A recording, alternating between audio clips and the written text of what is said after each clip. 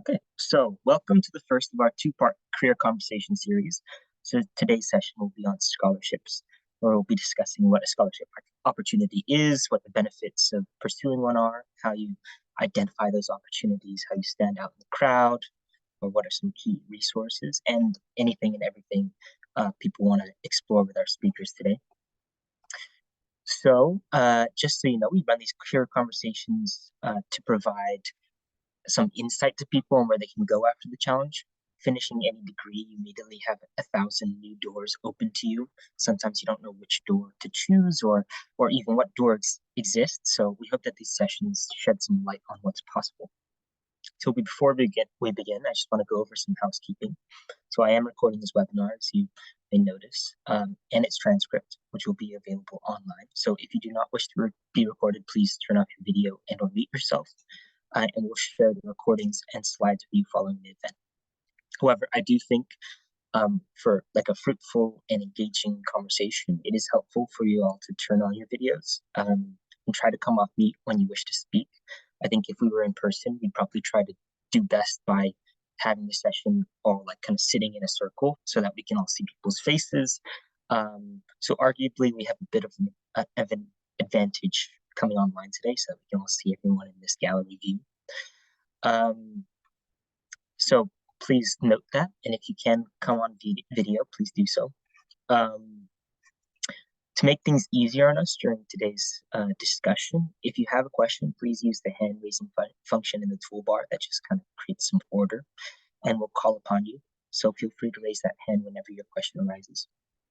Additionally, the chat will be open to questions and comments from our audience throughout the event, and they can be sent in kind of anonymously by sending it directly to Rachel or I, or to send everyone in the room. That's totally fine as well.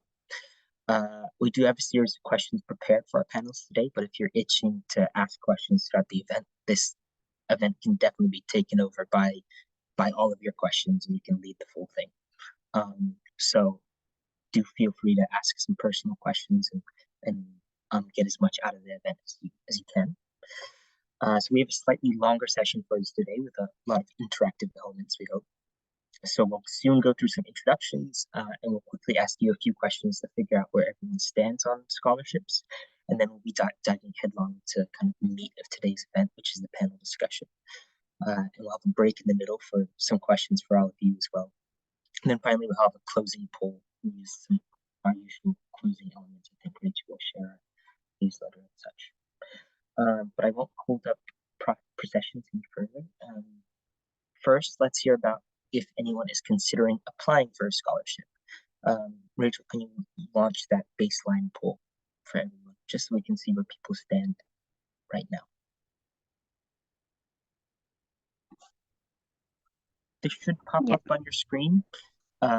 Just choose one option. Don't need to think about it too long. I just want to see what people are thinking and where people stand.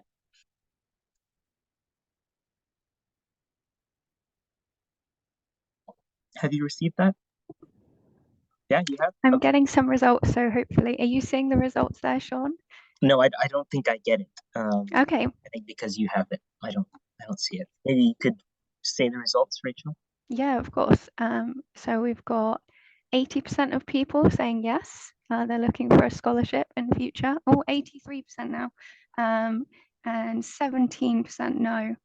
And it's moving up in favor of yes. So. Okay. Well, I guess that's why you're here today attending live, is because you're interested in something like this. Yeah, we've got someone who's not sure as well. So this is a great place to be. Okay, cool. Thanks. It's good to know that people are interested in this opportunity and not just here to attend today. So I won't keep them waiting any longer. We have a few wonderful speakers with us today, and I think a great cross-section of scholarships. You may have read a bit about them in our invitational email and the CrowdSolve post, but I was hoping that they could come off mute and for a moment to just introduce themselves and what their experience with scholarships is. Axelle, you're the first on my screen. Do you mind introducing yourself first? Sorry to put you on the spot. No problem. Hi, my name is Axelle Bodwell. I'm a Chevening scholar. So I'm undertaking my master's in climate change finance and investment at the University of Edinburgh in Scotland. So my experience with the scholarship so far has been amazing. I'm still on scholarship because I'm still studying right now. So I've gotten a lot of opportunities to meet amazing people, and it's not just about funding your education, really. It's about building a network of, that you can use after this after the program as well. So that's really, really amazing. Yeah. Thank you, Axelle. Can we hear from Harriet next? Hi, good morning, everybody. Yes, I'm Harriet Bradshaw-Smith. I work for the Carbon Trust based in London. We manage the £220 million UK aid-funded programme Transforming Energy Access. And within that platform, we have Chevening scholars like Axelle, who we sponsor to study energy-related masters in the UK. We also have the Tea Learning Partnership, which is a network of universities in Sub-Saharan Africa, South Asia, Southeast Asia, and the Pacific region. And they do have they're not quite scholarships, but they have ways of supporting the funding of students to study energy access related courses in universities. So yes, that's what I'm here to talk about. Great, thanks, Harriet. And finally, Faithy, if you don't mind introducing yourself. Yeah, hi everyone. My name is Faithy Ngaira, and I work at the University of Edinburgh. I work with the Mastercard Foundation Scholars Program. Prior to starting my job with Mastercard Foundation, I was a scholar myself. So I studied my postgraduate here in Edinburgh, and afterwards, I just moved into employment, and I currently work as a recruitment coordinator. So my job involves recruiting students from Sub-Saharan Africa to study various postgraduate programs at the University of Edinburgh on a fully funded scholarship. Yeah, and I'm excited to speak more about it as the session goes on. Great, thanks, Faithy. And I think we have like an interesting as well, like through line. So Harriet working with Chevening and Axelle being a Chevening scholar at Edinburgh, and Faithy also being in Edinburgh. So that's just coincidence, I think, but still nice. So thanks everyone, and I'm excited to pick your brains about this theme today. But before we drill the questions, the speakers with questions, I have a few for all of you. So Rachel, if you could launch that second poll. I think it has two questions. The first asks, what comes to your mind when you think of scholarships? I want you to quickly put down 3 words, no wrong answers. I just want to see where your mind goes. And you'll receive another question asking you for some basic questions about scholarships to get you kind of into that like curious mindset. Hopefully get the discussion going, and hopefully we cover some of those questions today. Is that launched? Do you have that? Yeah, can you all see that? Okay, I'll let that sit for a bit. We do have quite a few questions for our speakers today while you're going through that. But speakers don't feel pressure to have a right answer for all of these things. I know there is not a right answer for lots of the questions we're going to be raising, but it should be an open discussion. So feel free to just voice your own opinion, and any of our students, if you have anything to say about it, or if you have a follow-up question during today's session about anything, then feel free to jump in, unmute yourself, raise your hand, put something in the chat. So hopefully you feel comfortable doing that. I'm just going to let that sit for a second. Rachel, feel free to jump in with the responses to that whenever they come in. Yeah, we've just got a couple so far, and I can't see them just yet, so we'll give a few more moments for people to put in their answers.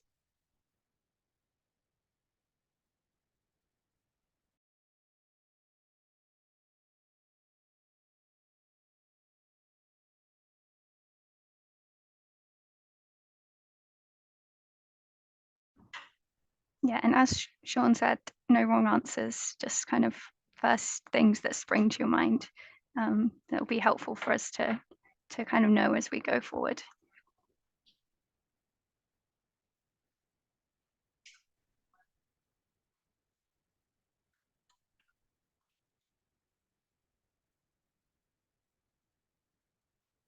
Okay. I'll just give you a few more moments. I see we have some responses to the first one, just waiting on some for the second.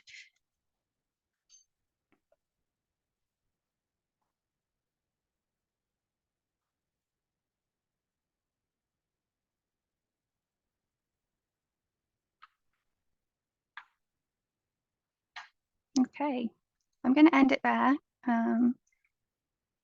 Let's see if I can share the results with you.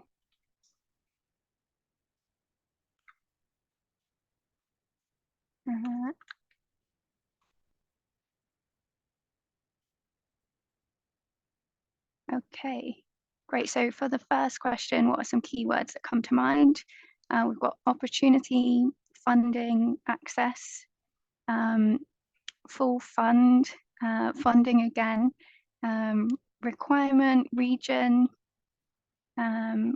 marks, funding, luck. Yeah, I think these are all some really good suggestions and things that we can kind of dig into as we have the conversation today. And yeah, someone would like to know what support is available from MasterCard Foundation. So that's fantastic. We've got the right people here to answer those questions today. Okay, nice. Luck is a curious one as well. Maybe that'll come up today. Yeah, very interesting. Okay, well, thanks for that. Hopefully that just kind of gets you thinking about what you can ask our speakers today and start thinking about it in your own terms. So let's get going with our questions and our speakers. I was hoping to start with you, Faithy. And the question was, what is a scholarship, and do they come in different shapes and sizes? Oh, yeah, thank you for the question. I will define a scholarship as it's a financial aid or grant that's usually awarded to students to support their education. And scholarships come in various forms and shapes and sizes. I mean, they can be encompassing like academic scholarship, there are athletic scholarship, and sometimes community service achievement scholarships. So, and presently, we also have a need-based scholarship or merit-based scholarship. So you can find one scholarship either need-based or merit-based, or some scholarships combine both. And sometimes scholarships are also specific to certain fields of study or even demographics or institution. So, for example, the MasterCard scholarship at the University of Edinburgh, it's specific to fields of study in climate change, and is specific to empowering students from the African continent only, and specific to the University of Edinburgh. So, essentially, scholarships are meant to alleviate financial burden of education and provide opportunities for most deserving individuals. Sometimes there are misconceptions about scholarships. So I think the most common misconception I've found is that scholarships are solely awarded based on academic excellence. And I think while academic merit is a common criterion, sometimes scholarship can consider various factors such as, a financial need, a student's extracurricular activities, their leadership qualities, and community involvement. Yeah, that's how I define scholarship. Thanks, Faithy. And I think we're going to explore this later, but I'd be curious to hear how you kind of show all of those merits, what you call those merits, in your application, how you're achieving all those things. But I guess we'll talk about that later. I wanted to ask, what is the difference between a net and a merit scholarship? You said there was kind of two types. Yes. So a merit scholarship is solely based on academic excellence. So you'll find maybe a scholarship program that is only recruiting students who either achieve a first class or a distinction. And need-based scholarship, they will look beyond, merit or rather academic excellence of the student, and they tend to lean towards a student, expressing that they're not able to cater for the tuition fees, or rather just academic expenses that would come with studying at an institution. So need-based I also call them like financial or the economic best kind of scholarships. Yeah. Okay, great. Okay, thanks, Faithy. My next question is for Harriet, specifically for kind of Faithy Harriet kind of group. What is the philosophy behind offering this kind of scholarship? Why do you do it? Yeah, thank you, Sean. So within the T platform, our main objective is to enable an inclusive, clean energy transition. And in order to do this, the workforce in market needs to be diverse, inclusive, and equipped with the skills and networks needed in order to achieve the Sustainable Development Goal 7, so access to energy and electricity. We know from working across the regions that we work in that there are many ambitious and talented future leaders already working in the sector and working in the communities in which the T platform aims to serve. And so by providing the T Chevening scholarships, we hope that we can support the career and ambitions of those future leaders to really enhance their skills, enhance their networks, and be able to ensure that they can deliver the energy access and the energy to enable that clean energy transition and make sure it is possible. So the Chevening T Scholarship is new from last year. We are only sponsoring 30 scholars, but we do see it as an important building block within developing the energy market within the locations and geographies that we work in. So yeah, it really is about access and inclusivity and giving an opportunity to those leaders to come to the UK, spend some time in the UK, and then return home and really make the impact that we know they are able to do. Fantastic. Thanks, Harriet. Yeah, really, really interesting to hear from your perspective, like why scholarships are on offer. I'd love to hear from Axelle, kind of from the different angle of why a student might go for a scholarship and why that's an appealing option for them. So Axelle, why did you seek out your scholarship? Okay, thank you. So the main reason was I've always been passionate about climate change, and it's a very new topic in my country, which is Seychelles, and it's not really well developed, but I knew that it's a need and there's a discussion about it. So I really wanted to make that change within my country. So I sought out one of the best universities in the world, really, and to provide that unique expertise in that particular subject, because I knew that I needed like a lot of support when it comes to this particular study. So I couldn't find it. I need to ensure that the best university is available. And so when I looked for the best university, and it was quite costly, so my only option was a scholarship program, which is why I decided to apply for Chevening. Yeah. I wanted to ask Axelle, so did you identify Edinburgh? So you identified Edinburgh University first, and then how did you find the scholarship opportunity from there? So through my research, the first thing that I did was actually look for the best university, which was Uni of Edinburgh. And then from that, through the university page, they had Chevening Scholarship as one of the funding options. And then I checked with my my country, which was one of the listed countries that's eligible. So from that, I applied in Seychelles. Yes. Okay, okay. That's interesting. I didn't know that you could kind of choose which university your scholarship will apply to, which is I think I mean it's cool. It means that it's so flexible for you for your own needs, right? So you and get your you aspirations. get the choice for 3 universities, and then you get to pick Right. which Okay. one you want to attend. Nice. Thanks, Axelle. Abdulaziz, I see you have your hand raised. Go ahead. Hi everyone. I've listened to you guys speak, give your opinion on scholarships and to go about them.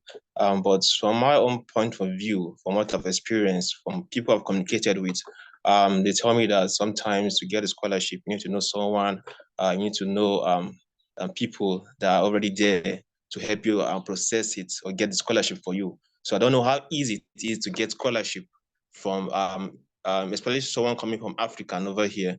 How easy is it? What are the process involved getting that scholarship? What is the requirements you need to get to fulfill to get the scholarship? Is it that easy? Is something you can just go online and process and get it that easy, or there's some due process you need to follow or some requirements required for you to meet to get the scholarship?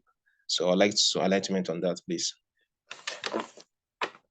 Faithy and Axelle, as someone, people have gone through it, do you feel those kind of connections are what's needed to find the opportunities? Yeah. Go ahead So first. I'm happy to respond to that. First of all, I'd just like to say again, it's a very common misconception that you need to have some kind of connections for you to get a scholarship. And I think that is very wrong because for the scholarship bodies I have engaged previously, they are very equal in their selection. For example, Mastercard Foundation, I saw the opportunity online and I submitted the application. I didn't have to go through someone. I didn't get a referral to the scholarship program. It was just my own application. And again, all scholarship programs have different requirements, but some of the most common requirements are, maybe depending on where you are in your education. Let's say if you finish your undergrad, then you'll need maybe your transcripts, your degree certificate. You'll need to demonstrate some work experience or leadership engagements you've been part of. Yeah, so those are like the basic things I have found a scholarship. And again, there are other things, maybe some other demographic requirements, like age, you need to be from a certain country. But to respond to your question, just as I conclude, I find all scholarship bodies to be very equal, and all you need to do is just to search it online and submit your own independent application. Yeah. Amazing. Thanks, Faithy. Axelle, did you have anything to add to that? No, it's just I agree because when I applied, I didn't know anybody that previously applied for a Chevening scholarship. So what I did was try and reach out from other countries, Cheveners, and try to ask them what they've done, like through their interview process, what they've done. But that's as far as it went. Like it wasn't like I didn't know somebody that would help me get through the program, which is sad because once you're done with the scholarship, you need to advocate for it so that other young people can participate in it, which is something that I'm doing right now, which is making sure that other young people in my country can get access to these types of scholarships. Because previously there was only, like, every year they only sent 2 people, and I'm hoping that by next year we send at least 5. So yeah, these are the types of things that I want to continue to pursue. Thanks, Axelle. Can I ask, how did you identify those people? You said you found some people that were previous Cheveners, as we call them. Yeah, how did you find them? LinkedIn or something, or? It was very stalkery. So I went through the Chevening Scholar Instagram page, and I searched for people that followed the page.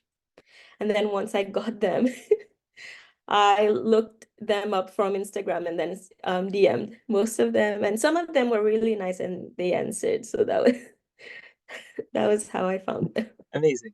Well, yeah, I think initiative is good no matter what it is, right? Okay, does that answer your question, Abdulaziz? Is that helpful? Yeah. Looks like you're typing. Yes, it does. Thank you very much. And then next, I just wanted to ask Harriet. So all of our students at the moment are in university.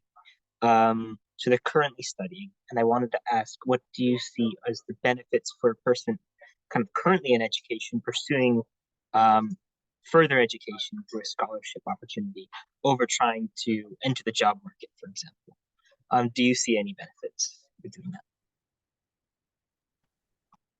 So I might say something slightly controversial and say I would recommend entering the job market first, before going back into future studies, unless you want to pursue an academic career, of course. If you want to become an academic, go academic. You can find scholarships for that, PhD scholarships, etc. However, specifically for the Chevening scholarships, you do have to have worked for at least 2 years before you can apply. So that's one of the eligibility criteria. And really it is designed so that people who already have experience within a career that they are interested in, like Axelle said, she really wants to work in climate solutions in the Seychelles. So it's about giving them the opportunity to come to the UK, to come to some of the best institutions in the world, to develop their career, and sort of help give it some direction. I mean, and that's not to say that going straight into doing a master's or another degree isn't the right option. I'm sure it can be for many people, but I do recommend trying the job market first as well. And also just to add on the point about finding support for applications. I know that for Chevening, they have loads of LinkedIn groups for alumni within countries. So like you could look up Chevening alumni, Uganda or Malaysia, or literally wherever, and you'll hopefully be able to find one for your country. And then people are generally quite active with supporting other and future Chevening scholars. So maybe Axelle, you need to set one up for the Seychelles. Yeah, sorry, Sean, if that's not quite the answer you wanted from me, but happy to take more questions. Any particular answer today. And yeah, I just wanted to thank Axelle for coming today and advocating as well, as he said. Yeah, I did a master's right after my undergrad, and I think I would have preferred to go to do work before it. I do think it's very helpful, not only just to for your own experience, but I think you appreciate the further education more once you go back to work. And then like now I just want to keep studying more things now that I'm working. That you find things that you want to learn, and I think especially you find things that you want to specialize in, and I think further study is really about that. But at the same time, lots of things require master's degrees now. I know lots of you are already in master's degrees. And if you're already in a master's degree, maybe you already know what you want to specialize in. You want to go even further down that lane. So no wrong answer there, I think. Rachel, do you want to ask the next question? Do you have one? Yeah, sure. This one is for Harriet. Oh no, it's not. I'm sorry, I'm on the wrong question. This is for Faithy. Could you provide some examples of how scholarships have helped recipients kind of beyond their academic pursuits?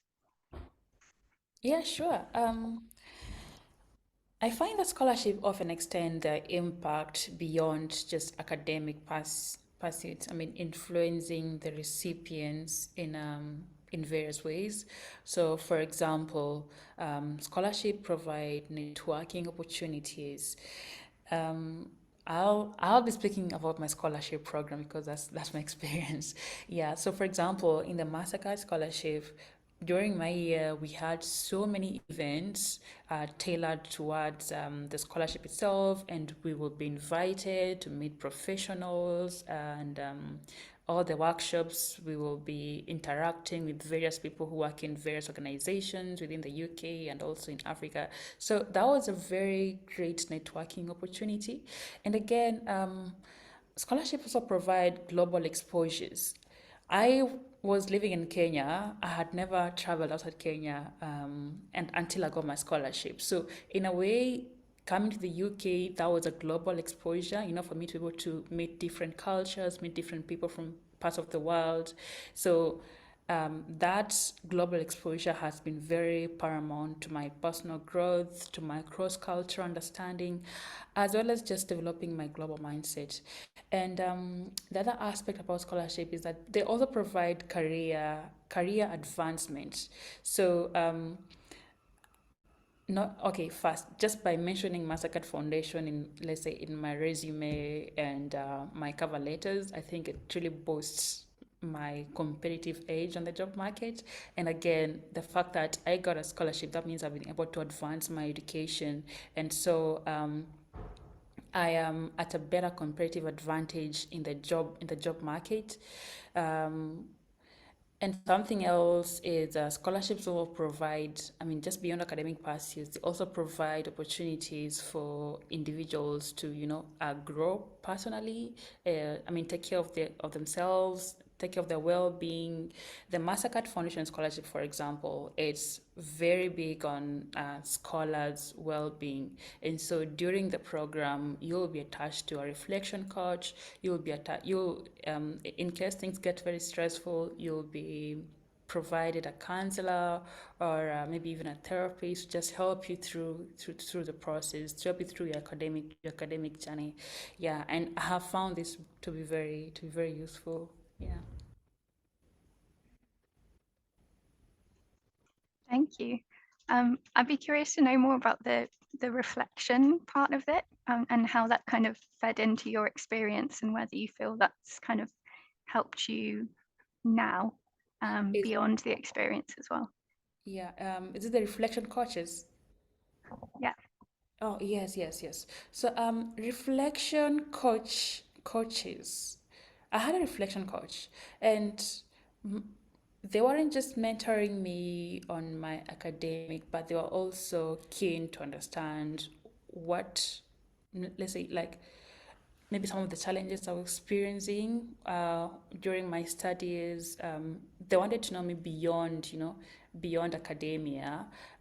We also spoke about where I wanted to be in future, like what jobs I wanted to apply to, or what my transitions plan was. So my reflection coach was someone who was walking the journey with me, trying to make sure that everything is in check, trying to make sure that even beyond the scholarship, I will have a smoother transition pathway.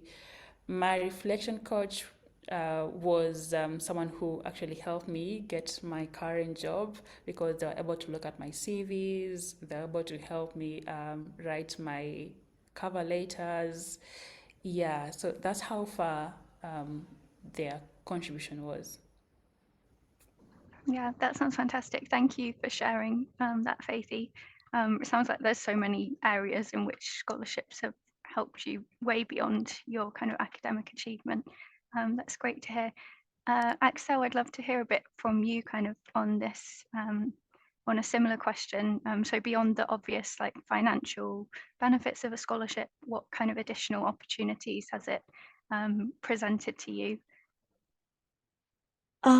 So I'm part of the Chevening Tea scholarship program. One of the most amazing part of being in the tea program is the mentorship program, which is so I've been attached with someone. So Ogosa is an amazing mentor. She's also very well versed in the energy sector. So getting the chance to be like a mentee for such an amazing person, it has been really beneficial. So she's taught me a lot of things, from how to boost your LinkedIn to make yourself more well known in the industry, to little things like so I got the chance to participate in COP, which is climate change conference, and she helped me to prepare for these events, to speak at side events, at press conferences. So she was very helpful.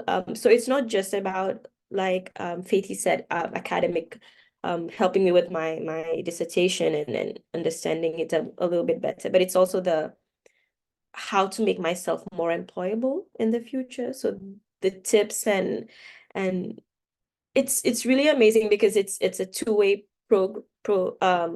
it's a two-way communication, because I think I'm helping her a little bit when it comes to on her side as well to become a better mentor. And yeah, there's also other opportunities, like for instance, this getting chances to speak, feel a bit more comfortable with you know conversations and talks and speeches.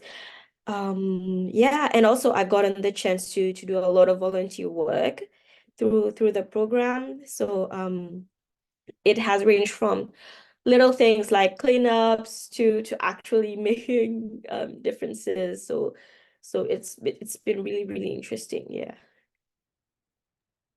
Thanks, Axelle. Sounds like it's been a really rich experience for you.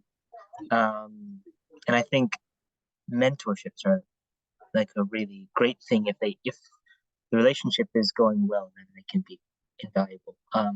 All of our students on the challenge at the moment should be kind of being paired with their mentors, if not already. And I think when those relationships go well, students find that really helpful. I wanted to come back to something Faithy mentioned about the benefits she experienced on her scholarship, about kind of international exposure. I'm from Asia and came to UK for my degree, and I found coming here is a really powerful part of the experience, and setting myself outside of my norms. And Harriet, I wanted to ask, how do international scholarship programs encourage recipients to apply knowledge and skills to address local challenges? Yeah, thank you. Yeah, I just wanted to be like big hearts, Axelle, about your mentoring. I'm so pleased that's going well.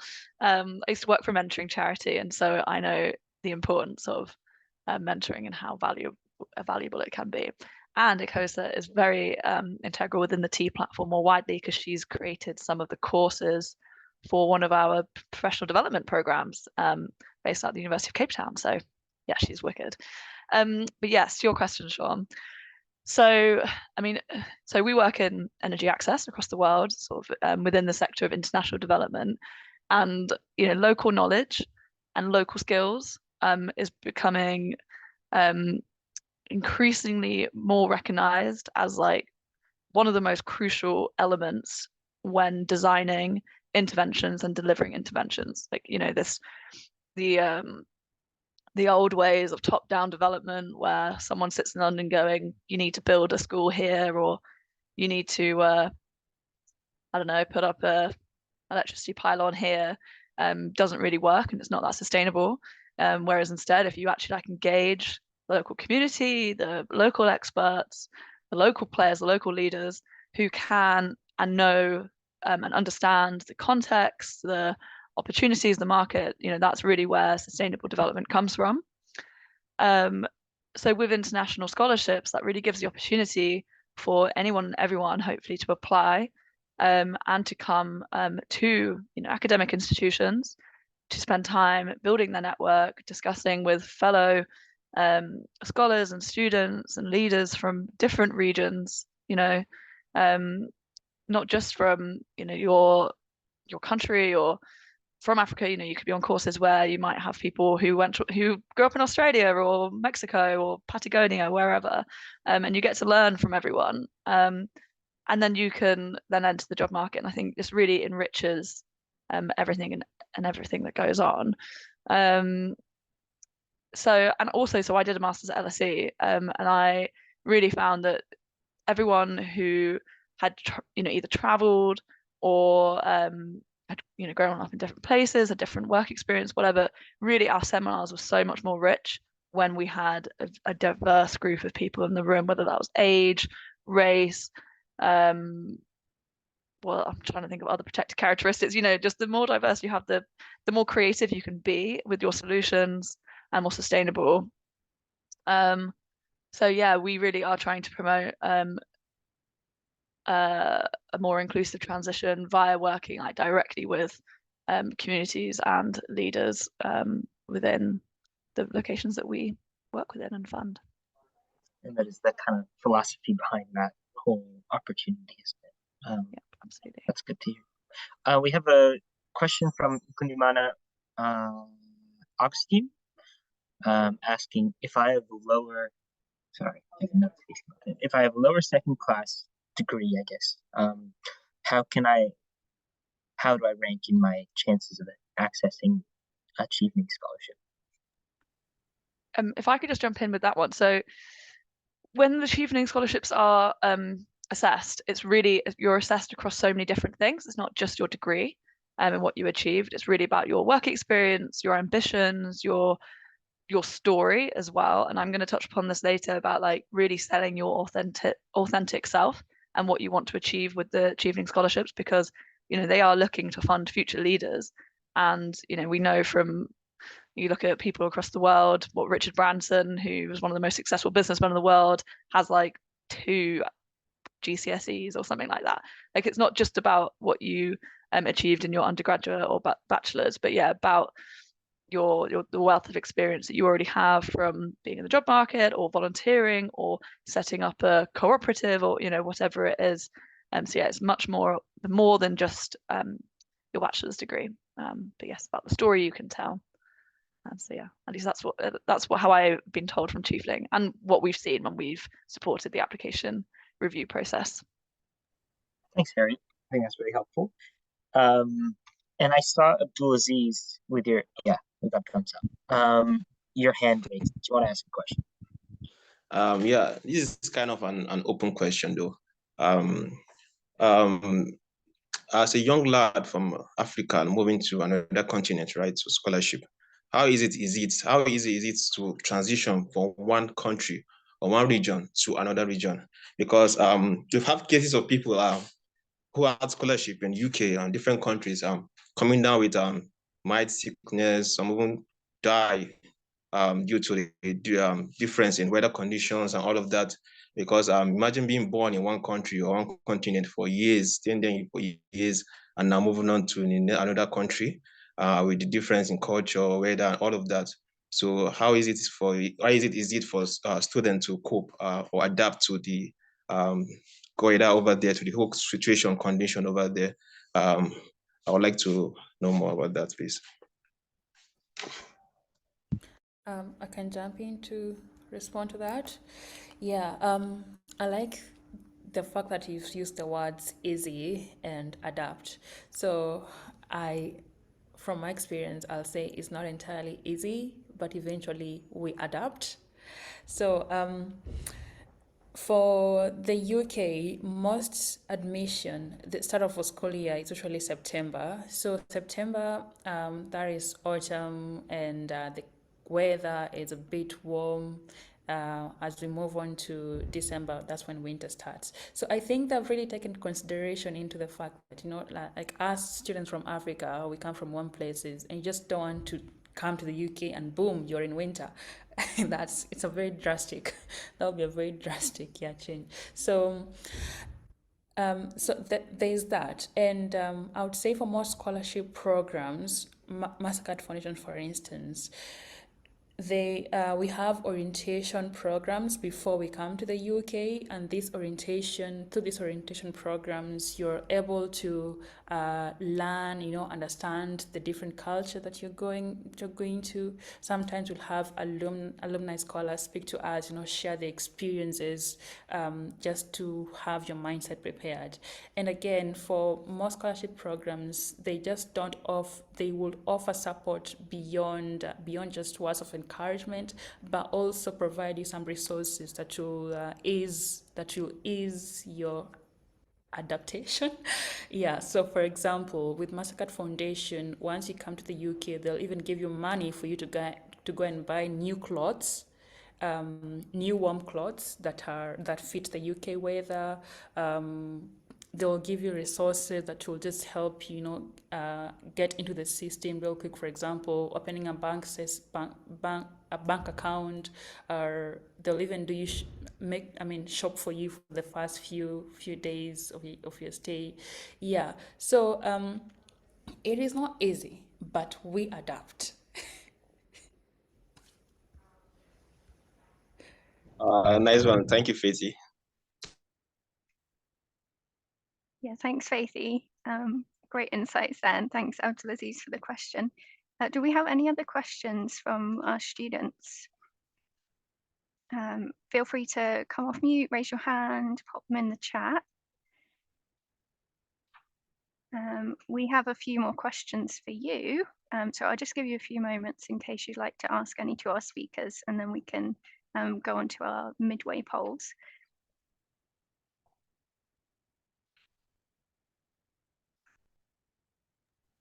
Sorry, Rachel, did you ask me to launch them? I can launch them. No, I didn't, but go ahead now. Yeah, students, if you have any questions as we're going ahead, feel free to pop them in, raise your hand and so on. Thanks, Sean. So our first question for you is, what would your top priorities be when looking for a scholarship opportunity? So we've heard a bit about the benefits of scholarships now, and what they offer, what kind of support they have on offer, how they've helped our speakers and their experiences.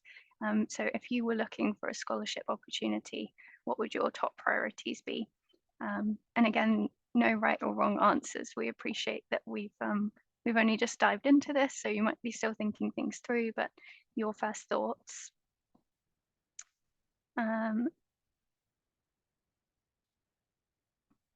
And after that question, we have our second question at the moment. How do you feel when thinking about the prospect of applying for a scholarship?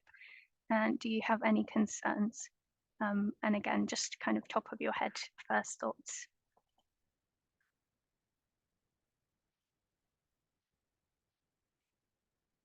Can everyone see the poll okay?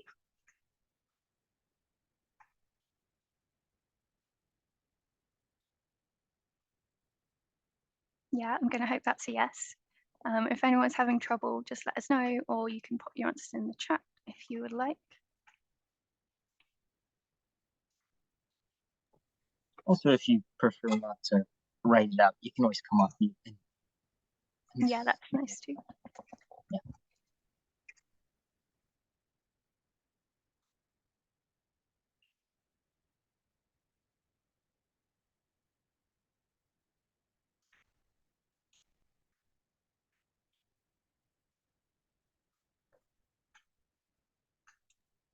We were going to cut this for time, but actually while we're waiting for people to respond to that, I was wondering if I could ask Faithy a question that we missed about how scholarship programs support students throughout their academic journey from application to graduation. Now that you mentioned a bit about it, MasterCard, as soon as you, it sounds like as soon as you step foot in the country, they're helping you up through the acclimatization. But anything else that you want to talk about? People still answer that midway question while Faithy's responding, please. Yeah, so how scholarship programs help students in the academic journey from application to graduation. I'll answer this in 3 bits. So pre-academic, like pre the academic season, before you are selected for the scholarship, I have found from Mastercard Foundation, and I believe other scholarship programs also do this. They provide very tailored guidance for students to apply for the scholarship. So there's always how to apply, info sessions that run across months or during the application window, and I have found those to be very useful during my time. And when selected for the scholarship, when it comes to academia, there's an understanding that we might have come from different education contexts, and we are going to study in a different education system. So for my scholarship, they ran sessions about, how, for example, how to do academic writing, how to interact with professors, how to just navigate the different education system that, of course, that was different from the one I came from. Yeah, and And during the academic journey, I find that more scholarships will be more invested in student academic excellence. And so for Mastercard Foundation, they helped me find a placement-based organization where I was able to write my dissertation for my master's program. Beyond that, they were very helpful in checking, how far I am doing in my academia, how far my writing is, my dissertation. And something else that was also provided to me was a personal tutor. So just beyond going to lectures and listening, attending seminars, I also had a lecturer who was invested in how I was progressing in my academia, who we'll call personal tutor. And most important, there's also the resources bit. So beyond just getting a full tuition fee, we are also supported. I was supported with a monthly stipend that was enough for me to cater for my living expenses and not worry about, just focus on my education, not worry about where I'll get money. I was also given like money to buy a laptop and other academic resources. After my studies towards graduation, I remember my scholarship program, they catered for all the graduation-related fees, and I found that very, very helpful. Yeah, so this also, some of these bits might apply to other scholarship programs, and I just enjoy the fact that scholarship programs are very much invested in the success of the students. Yeah. Thanks, Faithy. That's good to hear. I hope it gives some inspiration to people to look out for these things. There's more than just the monetary gain, I guess, from applying. Okay, I have no responses from my survey, but we'll move on anyway. I think we do have some, Sean. Oh, let me. You can see them then, because I can't see anything. Okay, right. Okay. Let's see. So, top priorities when looking for a scholarship opportunity: good university and a fully funded scholarship. Great priorities. For every scholarship opportunity, my top priority will be research and understanding the eligibility criteria, how I would fit in for the opportunity. Yeah, I think that's a really good one to think about, the kind of mutual fit there. As in terms of the eligibility criteria and also kind of what you want for your progression and career. And then tuition fee and accommodation. All great points. Thanks, everyone. And we have one answer for how someone's feeling about the prospect of applying. No concerns at all, mainly feeling positive. So that's really great to hear. Thanks for answering those, everyone. So we'll move back into, sorry, Sean, were you going to say something? No, I was just going to say that's good to hear. Yeah, really good to hear. We'll move back into questions for our speakers, and again, jump in if you have any questions, if you have any inputs. So this one's for everyone. We'd love to hear about some of your experiences as a scholarship recipient or as a coordinator, and how those experiences have impacted your academic and professional journeys. So you've all touched on this a bit already, I think, but it would be great to hear. Harriet, do you want to go first? Sorry to put you on the spot there. I was actually going to suggest that I'm probably the furthest away from this question, so maybe Faithy or Axelle could speak first. Yeah, that sounds good. Axelle, do you want to go? So my experience so far, so in terms of my academic and professional advancement, right? Yeah. So one of the things that I like about the Chevening Scholarship, it's not just about sponsoring your academic journey. So one of the things is they need you to have worked 2 years, to have gained work experience for 2 years. And now that I've done that, and now that I'm part of this scholarship program, it has developed, helped me develop more in terms of, I think I'm more able to sell myself to employers. I've gained other other types of experiences. For instance, I used to be very, very shy and not really comfortable talking to loud crowds. Yeah, into crowds. And I think now I'm getting a little bit more comfortable in I've gotten a little bit my voice back, I could say. And they really advocate and push you to actually develop interpersonal skills, like being able to not just academic writing, but also being able to voice out what you want to talk about your for example, I'm about to submit my dissertation proposal. So there's actually part of the mentorship program, there's a part whereby you can discuss your dissertation with other students. So that's really interesting. So you get a feedback from other students, which is not really studying the same thing, but at the same time they're giving you insightful input.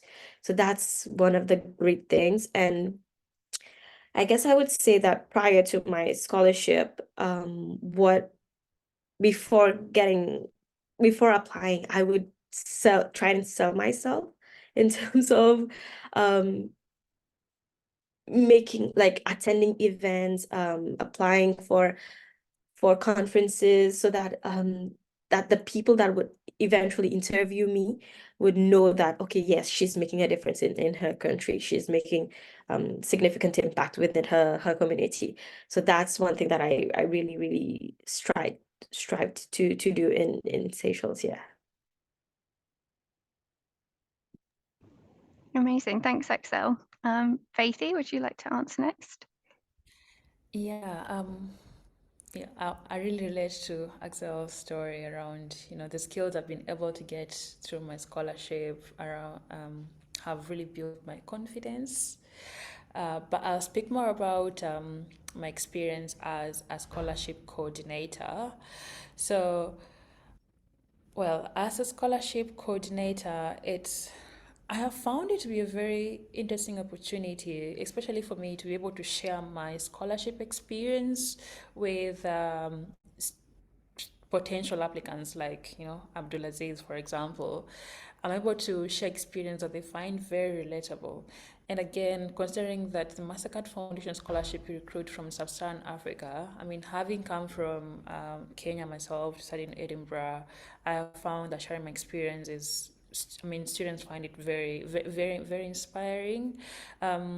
It's really built my professional journey also. So, I mean, since I started working, it's been 1 year since I started working in this role, and I'm already seeing myself thinking around how best do I provide opportunities for access, for students from marginalized areas, for example.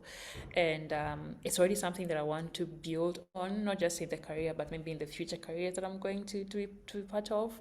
Yeah, so and I'm also challenged to disseminate information in a way that is much more understandable to students from to students in Sub-Saharan Africa who are interested in applying for the scholarship. So I mean, the more I sort of break down the bits of the scholarship requirements that would be hard to understand, overall, it's just a very exciting and inspiring experience. It's nice that you're able to pass that exciting experience to other people.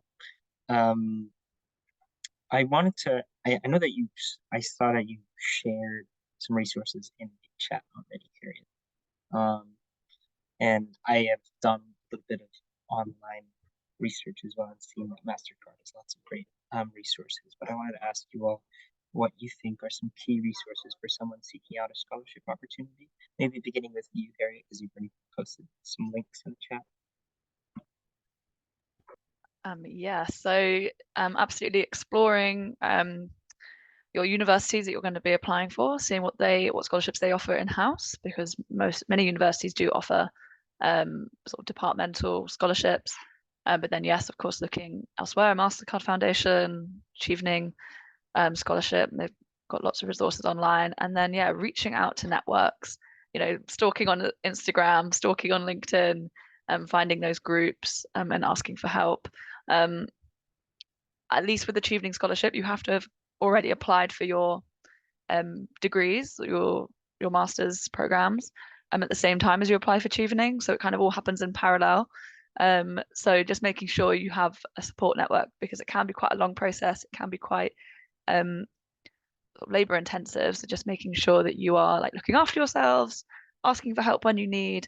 But yeah, really just finding those networks online and getting support and help from them. Thanks, Harriet. Good points. Maybe Axelle can kind of feed into that. I saw that Faithy just went off video for a second, so I'll just give her a moment. But Axelle, you did a little bit of that research, and you I did. So I started off with, so when I was applying, so there's the writing process part. So that's when I reached out to several alumni through their Instagram. And then when I made it to the interview stage, so I went on YouTube to look for tips on what to say in the interviews. And some of them were very, very useful. So like, insider tips of what to say, what not to say. That was great as well. And also on on Chevening's website, there's a lot of tips as well. So I studied those tips to know exactly what I could possibly say in the interview. So yeah, there's a lot of resources available online. So yeah. you can find anything online, can't you? And that's great that as well that the Chevening itself provides those tips for you willing to look for that scholarship. So I think look out for the specific opportunity you're looking for and see what resources they have as well. Faithy, I know that MasterCard has this great library resource as well. Do you want to talk a bit about anything? Yeah, I mean, there's not much to add to what Axelle and Harriet have mentioned, but this last month I was doing interviews for the next class of MasterCard scholars, and one resource I think applicants tend to overlook is just the information that's available on the websites about the scholarship program. Yeah, so I think it's very important for you to understand, to go to the scholarship program's website, understand what are the core values of the scholarship. What do they really need from me? What are they even about? What do they stand for? So getting a good grasp of the scholarship program, it will help you, not even just tailor your essays to the essence of the scholars program. Yeah, that is. I'll say it's all online. Just have to do deep research. Yeah. I'm just gonna put in the chat the link I found on the MasterCard Foundation website, the program application tips, which I think was helpful. It's a series of videos. Okay. Rachel, do you have a next question? Oh no, we have a question. Patrick, go ahead.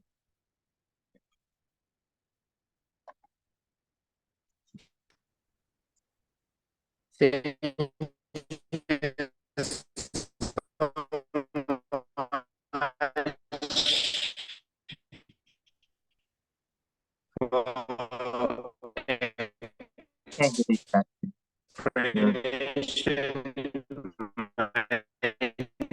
Breaking up a lot.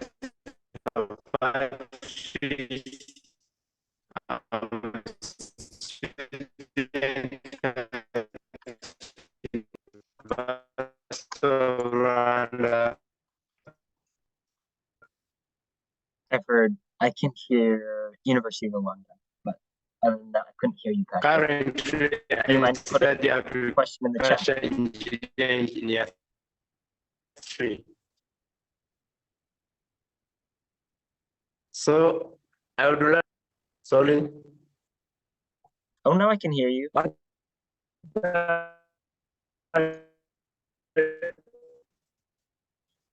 Try in the chat though, Patrick. I don't think it's gonna It shows that we know English.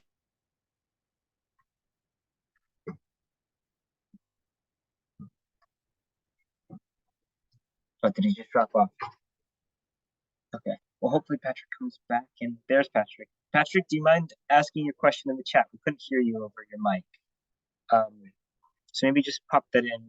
We'll pick it up as soon as you can type it. Rachel, go ahead with the next question. We'll wait for Patrick to send this question. Yeah, sounds good. Next question is for Harriet. It'd be great to hear, we've talked about kind of tips for applications and so on. Great to hear how competitive scholarship opportunities are typically, and what you think makes a strong scholarship candidate or application. Yes, so the Chevening scholarships are incredibly competitive. In the recent phase of applications, they received 67,000 eligible applications. So that's discounting the applications which weren't eligible. So that's a huge amount of people. And they have about 1,500 scholars in the UK at the moment. So I can't do quick enough maths to work out the percentage of applications to scholarships given. But it's not high. I would say for strong scholarship candidates and the applications of people who've really thought about what like the relevance between the degrees they're applying for, the career they want to have, and sort of how their experience has sort of led them to that point, and what they're going to do afterwards. Like especially for Chevening, they're really looking for scholars who are going to build those networks, who are going to be part of the landscape of leaders in the future. You frequently throughout life, especially when working in the international development sector, you meet people who like 20 years ago were a Chevening scholar, and they're still talking about the scholarship, they're still advocating it.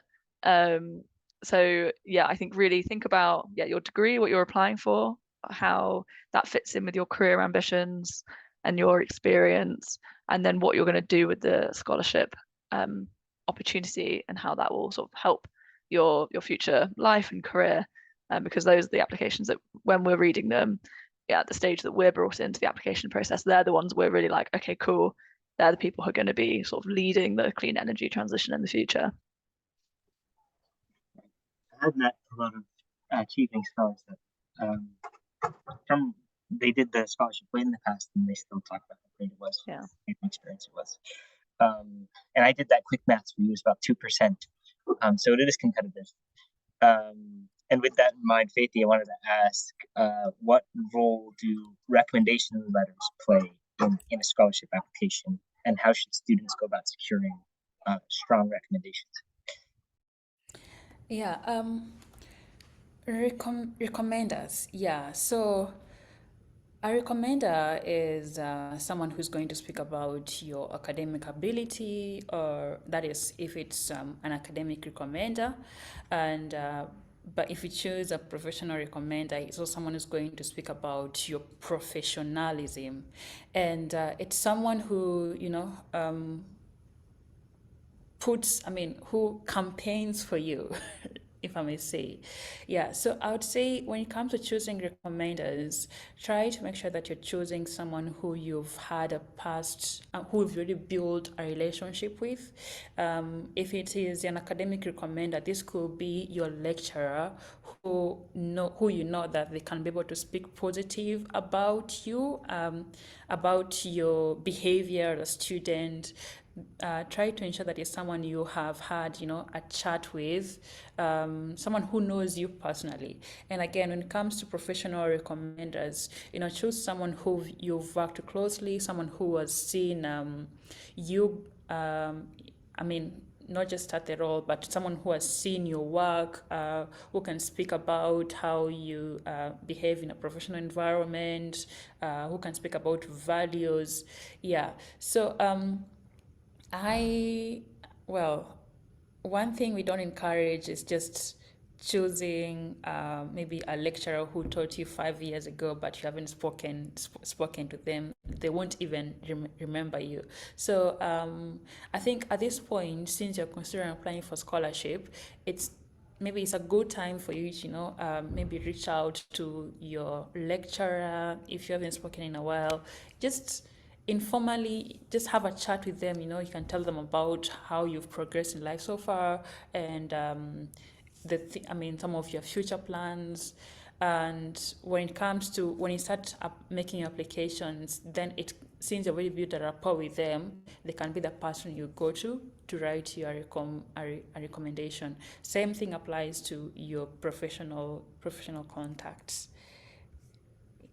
Yeah. And the role of recommenders when it comes to scholarship. Let me give, for example, Mastercard Foundation. We have just finished our interviews, and after these interviews, we have not let the candidates know of the outcome yet. So what you're going to do is reach out to their recommenders to send us recommendations. And so we'll be reading through what each of these recommenders have said about each student, and if they have spoken positive things about the student, we are of course going to take them to the program. But if there's a bit of it to feel like, we don't think this recommender actually has a good rapport with the student, we don't think that they know the student very well, then we might have some questions around that. And again, if a recommender writes a very bad recommendation for you, we're not going to select you for the scholarship. Yeah, so be very careful on who you choose as to be your recommender. Good advice, Faithy. I think it is important, I think, at all stages to really think about who your recommenders are. Patrick, his question came through asking specifically for the Chevening scholarship, if they ask for an English document which shows the knowledge, their English knowledge. Maybe Axelle, you submitted an application, so. Yes, they do ask. Even though I did my degree in English, so they still ask for an IELTS exam, which yeah, so you have options either to do the IELTS or TOEFL. And yeah, so they do ask, not the Chevening scholarship, but the university asked. Sorry, just to clarify, the Chevening scholarship doesn't ask for proof of your English, but your university do. So yeah, sorry about that. Okay, that sounds like it's an exam, so not like a specific. Yeah, okay, so something that you have to take as an additional thing. And I think like something like TEFL you can find online. Okay. Where are we? Rachel, do you have a question? Is it you? Yeah, it's me. This question is for Axelle. We'd love to hear any tips that you have for students to effectively communicate their achievements and aspirations in their applications. So what I did was list down all of my achievements, big or small. Like I've listed all of them down, and I try to communicate that clearly through my application, how this little achievement will benefit long term. So I set it like a plan of how what I've achieved so far, what I'm going to do with the scholarship, and how it's going to benefit not just me, but my community and my country. So there's a clear pathway to my goals. So I guess the main thing is to communicate your goals clearly. So scholarships tends to look for that you have a clear plan for the future, really. So that's one thing that I made sure that it was clear. And when you're talking about your achievements, do not feel shy or try not, like, it's not really boasting about yourself, but you're selling yourself. So do not feel like you shouldn't. I don't want to put this. Maybe they'll think I'm boasting about myself. Do it. Like, you're supposed to sell yourself, make yourself the most interesting candidate. So so doesn't matter how small your achievement is, you need to put it on the application. Yeah. Yeah, especially when you're competing against what sounds like 67,000 other people. I think sell yourself as much as you can. We have like 9 minutes left, so I was going to just jump ahead a few questions and ask Axelle again. Connected to what you're saying about selling yourself, what advice do you have for students who may be hesitant to apply for applications due to feelings of imposter syndrome or feelings of inadequacy? How do you get over that when thinking about applying? Honestly, just think about how everybody feels like that. Like, even I felt like, oh, this is such a prestigious scholarship. They probably get way, way more better applicants. But I think the fact that I listed down, like what I've said before, listing down all of my achievements and really just believing in yourself, like, you really, really want this. You've worked hard for it, and why not just apply? Like, why not just try and I know it's it feels weird to just put yourself out there, but it's okay to feel silly, but at the end of the day, imagine what the end goal is, getting the scholarship, getting this far. So I would say when you feel this way, when you feel like, this scholarship, they probably won't even choose me, just list down what you've done and be like, okay, yeah, I've done this. I can apply for this scholarship as well. I can do this. I've worked hard for it and I'm deserving. And even at times, if you feel like, even if you don't get it on the first try, that's not a setback. That's just, okay, maybe not now. Let's do it. Let's apply again later. So if they tell you no this year, you apply next year. If they tell you no, you apply and you apply until they they eventually accept you. So yeah. Yeah, more often than not, you have nothing to lose. So just, I think, put yourself out there every occasion. Yeah, sounds like it's really a mindset thing as well of like, if you're doing your application in the mindset of like, I have so much to offer, this is what I've achieved, this is why it's so important to me, then that's going to be like set you in good stead. Whereas if you're doing it on a day when you're feeling a bit like, oh, maybe there's so many other people applying and they're better than me, then yeah, thanks Axelle, that was really good advice. A question now for Faithy. How do scholarship programs address issues of accessibility and equity to ensure that all qualified candidates have an equal opportunity to apply? That's a very good question because it's one of the elements of the Mastercard Foundation scholarship that we're trying to grapple with at the moment, like how do we ensure more accessibility and inclusion, and how do we provide an equal ground for all applicants. Yeah, so one of the things we are currently doing, now I'm speaking in terms of my experience as a coordinator, is that we have a very diverse eligibility criteria. So we just don't consider the academic qualifications of a candidate, but we also take cognizance of their financial needs, extracurricular activities that might be involved in, their leadership experiences, as well as their community involvement. So this helps us recognize a broader spectrum of talents and accomplishments. And again, we provide application assistance to all candidates, regardless of where they come from, what level they are in, what stage they are, in their career development or academia. We provide equal application assistance, and this is through the information sessions that we run, the webinars, as well as the materials that we share to potential applicants. And again, recognize that in our applicant pool, there might be students who have disability, and so we have tried to tailor some other workshops and other materials that fit the needs of these particular students. And again, we recognize that some students come from areas where, internet might be a problem to access. And so we try to print out some of these materials so they can be reached to this particular group of students.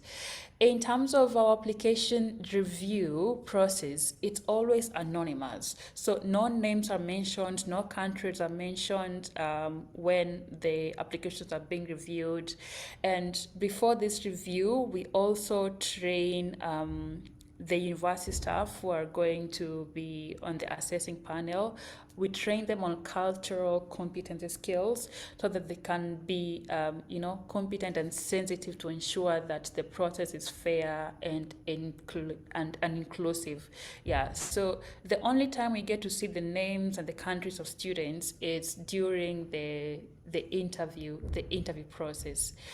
And the other final aspect that we also take into consideration is we have a flexibility in documentation. So we recognize that different students may face unique challenges when trying to access proper documentation, like their degree certificates or transcripts.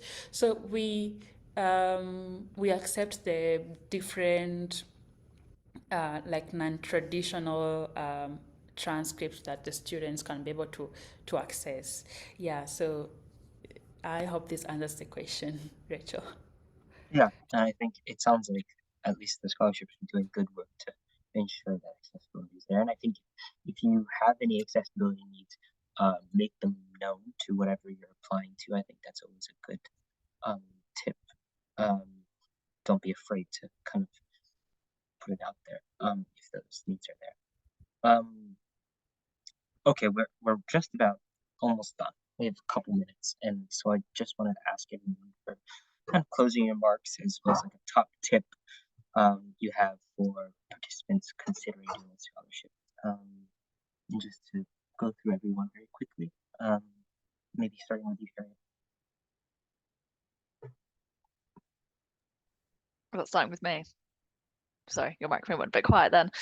Yeah, my top tip would be true to who you are, what your ambitions are, where you want to see yourself in 5-10 years' time, and ask for help when you need it from your networks, from your communities, from your families, friends, and look after yourselves whilst in the process, because it can be long, stressful, and yes, if you do make it to the UK, make sure you do have warm clothes, and find your communities when you're in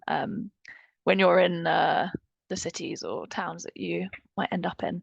But yeah, just be your authentic selves and allow yourself to shine through your application. I think that's a good tip for all of life,